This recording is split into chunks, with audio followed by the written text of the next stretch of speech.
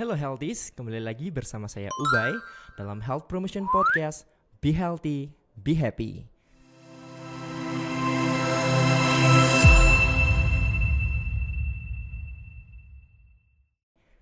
Dalam episode kali ini kita kedatangan tamu yang sangat istimewa. Beliau merupakan Direktur Penyediaan Sumber Daya Manusia Kesehatan dari Kementerian Kesehatan Republik Indonesia, Ibu Anna Kurniati, SKM MA PhD. Baik, dalam hal ini sebelum kita menyapa, saya punya pantun. Ke Kota Malang membeli roti, sambil tamasya membeli ketan. Selamat datang Ibu Anna Kurniati, kami sambut dengan penuh kehangatan. Terima kasih. Selamat datang Bu Anna di Kota Malang yang sejuk dan mendung ini. Bagaimana kabarnya hari ini Bu? Alhamdulillah, senang banget datang ke Malang. Senang banget ya Bu ya. Sudah sering ke Malang Bu? Sering ke Malang ya Bu. Nah Bu, ini sebagai informasi buat teman-teman healthies di rumah. Ini Direktorat Penyediaan Sumber Daya Manusia Kesehatan ini sebenarnya menaungi apa sih Bu, supaya teman-teman tahu? Ya silakan Ibu. Jadi kalau di Direktorat Penyediaan Sumber Daya Manusia Kesehatan di Ditjen SDM Kesehatan ya di Kemenkes, tugasnya itu ada beberapa. Kita bertanggung jawab untuk memfasilitasi yang namanya pendidikan untuk tenaga medis maupun tenaga kesehatan. Jadi program-program kita itu ada yang berkaitan dengan yang pertama itu untuk penjaminan pendidikan. Jadi di situ penjaminan mutu pendidikan. Jadi biasanya berkaitan dengan rekomendasi untuk pengembangan prodi baru untuk tenaga medis, tenaga kesehatan. Kemudian yang kedua itu berkaitan dengan sekarang kan kita punya yang namanya program pendidikan dokter spesialis yang hospital based, hospital atau based. di rumah sakit penyelenggara pendidikan utama atau RSPPU. Nah di situ tugas saya itu antara lain memastikan untuk proses rekrutmen seleksinya, penerimaan peserta didik baru, kemudian juga proses pendidikannya, termasuk juga memastikan supaya nanti seluruh pelaksanaan proses pendidikan itu terdata dengan baik, terlaksana dengan baik. Kemudian yang berikutnya kita juga punya tugas untuk memastikan bahwa tenaga medis dan tenaga kesehatan itu ditingkatkan kompetensinya melalui pemberian beasiswa. Pemberian beasiswa, baik. Jadi beasiswa itu ada untuk tenaga medis, kemudian ada untuk SDM kesehatan yang secara umum, dan ada juga yang untuk dokter spesialis. Terus berikutnya lagi banyak ya kerjaannya. Yang berikutnya lagi itu kita juga karena Poltekkes itu adalah pendidikan vokasi yang menjadi anaknya Kemenkes ya. Anak kandungnya Bu ya. Iya, bukan anak tiri atau mana gitu ya. Jadi ini juga menjadi tugas kami untuk memastikan bahwa pelaksanaan Tridharma perguruan tinggi di Poltekkes itu berjalan dengan baik. Termasuk juga di situ menyiapkan bagaimana nanti lulusannya itu supaya terserap. Oke.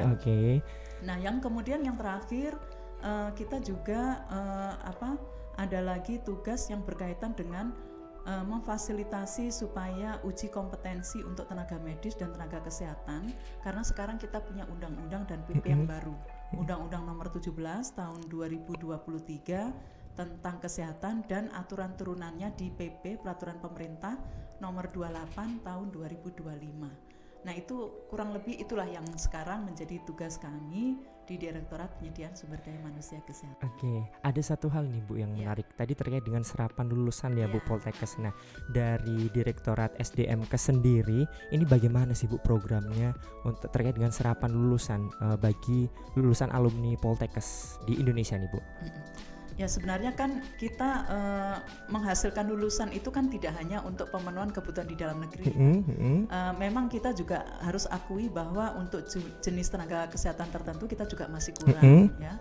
Dan itu sebenarnya Poltekkes kita juga menghasilkan untuk pemenuhan kebutuhan ya dalam negeri ya. Tetapi kita juga jangan lupa pasar kita itu nggak hanya di dalam negeri. Sekarang apalagi setelah tempo hari itu pandemi COVID ya, kebutuhan akan tenaga kesehatan dan utamanya itu adalah tenaga keperawatan itu sangat besar. Bahkan negara-negara maju itu sekarang makin banyak yang Membutuhkan. membutuhkan tenaga perawat dan mereka mengajukan permintaan ke negara Indonesia. Oke Bu. Nah ini yang menarik sekali terkait dengan serapan lulusan. Mungkin dari Ibu ada tips untuk teman-teman alumni atau calon alumni lulusan Poltekkes ya Bu ya, secara khusus di setelah lulus ini harusnya seperti apa sih kita itu, tipsnya Bu, silakan. Ya justru jangan setelah lulus. Oke. Terlalu lambat. Terlambat. Oh sebelum lulus ya Bu ya. Baik. Justru kita itu harus bersiap sejak masih di Bangku kuliah. pendidikan. Oke, ya di pendidikan. Jadi selama pendidikan Dijen SDM Kesehatan itu sudah menyiapkan kurikulum-kurikulum yang di situ adalah sudah mengacu kepada standar internasional. Kita juga dibantu oleh WHO ya untuk mengembangkan kurikulum maupun juga modul-modulnya supaya sesuai dengan standar yang ada di internasional. Kompetensinya nanti harus sesuai standar internasional. Kita juga bekerja bareng dengan kolegium keperawatan untuk bagaimana supaya kurikulum kita itu bisa sesuai dengan standar kompetensi yang diharapkan. Itu satu dari sisi kurikulum. Kemudian dari sisi lainnya kita juga sudah siapkan kan di Malang ini juga sudah ada loh kelas internasional ya. Ada di sana yang belum tahu kalau di Malang itu ada kelas internasional. Ayo daftarnya ke sini. Kita sudah punya kelas internasional. Bahkan tadi saya malah berbincang-bincang loh dengan mahasiswa. Ada yang baru semester 2, terus ada lagi yang semester 4. Oh, ternyata mereka juga sudah bisa loh diajak ngobrol bahasa Inggris. Oke, iya. Ya, jadi yang belum milih Poltekkes Kemenkes Malang, rugi. Join jangan lupa join. Kelasnya, sarana prasarana, supaya apa? Supaya nanti begitu sudah lulus itu sudah siap untuk berkarir. Nggak cuma di dalam negeri, tapi bahkan di luar negeri. Siap di luar negeri ya Bu ya. Berdaya saing global. Nah ini terakhir Bu, mungkin saran dari Ibu untuk Poltekkes Malang dalam mendukung semua program-program yang sudah dilakukan oleh SDMkes itu Bu. Monggo silakan Bu. Nomor 1 dalam hal kerjasama ya. Kerjasama ini penting. Kita nggak mungkin bisa maju kalau kita tidak punya network, kita nggak punya mitra. Jadi punya kerjasama dengan pihak lain, termasuk yang di luar negeri itu menjadi sangat penting. Dan satu lagi, kerjasama ini jangan hanya berupa MOU yang cuman menghiasi lemari kita gitu ya. Tetapi MOU ini harus implementatif, bisa dikerjakan. Kemudian yang berikutnya adalah kita tetap harus bisa memotivasi anak didik kita supaya mereka memiliki wawasan bahwasanya karir di dunia global itu sudah bukan hal yang tabu, bukan hal yang susah gitu ya. Karena sekarang ini kita sudah apa sih susahnya ya? Iya, mengakses dunia luar ya. Betul. Sekarang kan punya ada YouTube segala macam ya, smartphone semuanya mendukung gadget-gadget ya. Kalau mau kangen sama keluarganya, video call aja, betul. Gitu ya. Jadi jangan takut untuk mencoba mengepakkan sayapnya lebih lebar dan luas lagi ya Bu ya. Oke. Terima kasih Ibu Ana Kurniati atas kehadirannya pada episode kali ini.